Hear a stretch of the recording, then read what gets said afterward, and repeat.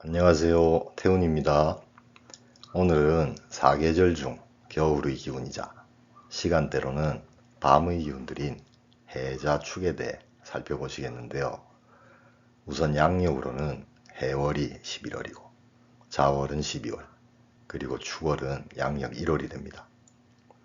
한 가지 말씀드릴 건 사주명리는 절기력을 기준으로 하는데 절기력은 달이 아닌 태양의 운동을 중심으로 정해지기 때문에 음력이 아닌 양력과 유사하다고 보셔야 하고, 다만 사주명리 절기력의 한 해의 시작은 양력 1월 1일이 아닌 봄을 시작하는 인월의 첫날인 양력 2월 5일경의 입춘부터라는 걸 이해하시면 되겠습니다. 그리고 방합의 관점에서 해수는 겨울의 시작이니 생지이고요. 겨울의 절정인 자월은 왕지가 되고요. 그리고 겨울이 마무리되는 축월은 묘고지가 되는데요. 이와 같은 맥락으로 12신살로는 해수는 시작의 기운이니 역마이고, 자수는 겨울을 대표하는 기운이니 겨울 도화가 되고요. 그리고 축토는 겨울을 마무리하는 시기이니 화려함을 덮는다는 의미인 화계의 간지가 됩니다. 그래서 자수는 겨울 도화가 되는데요. 이와 같이 각 계절을 대표하는 왕지의 글자들인 묘목은 봄 도화가 되고, 오화는 여름 도화, 또한 유금은 가을 도화가 됩니다. 그리고 24절기로는 해월인 양력 11월 7일경에 겨울을 세운다는 의미의 입동이 있게 되고요. 자월에는 양력 12월 20일경에 겨울의 절정이자 밤의 길이가 가장 긴 동지가 있고요. 또한 양력으로 1월 5일과 1월 20일경에는 축토의 땅이 꽁꽁 얼어 가장 추운 절기인 소한과 대한이 있게 됩니다. 그래서 내 사주의 지지에 어디든 해자 축의 세 간지가 유력하면 겨울 사주이자 밤 사주라고 볼 수가 있는데요. 특히 일지나 월지가 해자 축일 경우는 그 영향이 더욱 크다고 이해하시면 되겠습니다.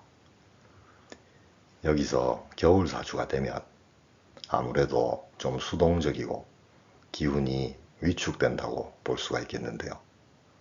예를 들어 월지가 해자축 중 하나이면 월지는 사회궁이니 사회생활이 적극적이지는 못할 수가 있겠고, 또는 일지가 해자축 중 하나이면 개인적으로 좀 위축이 되거나, 또한 일지는 배우자궁이니 배우자가 좀 수동적이다, 또는 배우자 때문에 좀 위축이 된다 라고도 볼 수가 있겠고요. 그리고 천간으로는 당연히 임수와 계수가 겨울이자 밤의 기운이 되겠습니다. 이번에는 해자축의 시간과 방위 등을 살펴보시겠는데요. 해시는 21시부터 23시이고 자시는 23시부터 다음날 01시, 그리고 축시는 01시부터 03시까지인데요. 한밤중인 시간의 기운이라 해자축은 휴식이나 수면, 그리고 힐링의 기운을 갖고 있기도 합니다. 여기서 우리가 자정이라고 할 때 자정의 의미는 자시의 정중앙이라는 뜻이고요. 반대로 정오는 정확한 오시라는 의미인데요. 그래서 낮 12시인 오시의 이전을 오전이라고 하고, 오시가 지난 낮 12시 이후를 오후라고 부르게 된 겁니다. 또 한 가지 재미있게 기억하실 수 있는 건 술시는 저녁 7시부터 9시까지이니 술을 마시는 시간이라 술시라고 생각하시면 저절로 이해가 되실 겁니다.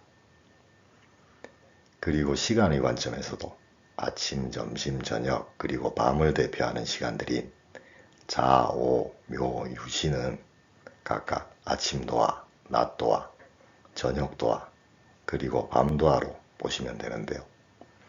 예를 들어 사주를 해석하실 때 자수도화는 밤도하니 밤에 더 이쁘다, 또는 밤에 매력을 드러낸다 라고 사주 해석에 적용하셔도 되겠습니다. 그리고 해자축의 방위는 북쪽이라 북방수국이라고 하고 수기운의 수호신도 검은 빛깔의 북현무인데요. 이 중 자수는 도화이니 정북방을 의미하고 해수는 북서쪽 그리고 축토는 북동쪽을 의미하게 되는데요. 인묘지는 봄이자 동방목국이고 사오미는 여름이자 남방화국이고요. 그리고 신유술은 가을이자 서방금국임을 이해하시면 방위와 그와 연관된 기운을 해석하실 수 있게 됩니다. 그래서 사주명리에서 방위는 개운법을 조언할 때 가장 많이 활용을 하는데요. 예를 들어 수기운이 부족해서 필요하신 분이나 또는 토일가 아니라 수가 재성인데 재물의 기운이 약한 분에게는 수면을 하실 때 머리 방향, 즉 두침 방향을 북쪽으로 하시라고 조언을 드리게 되는데요.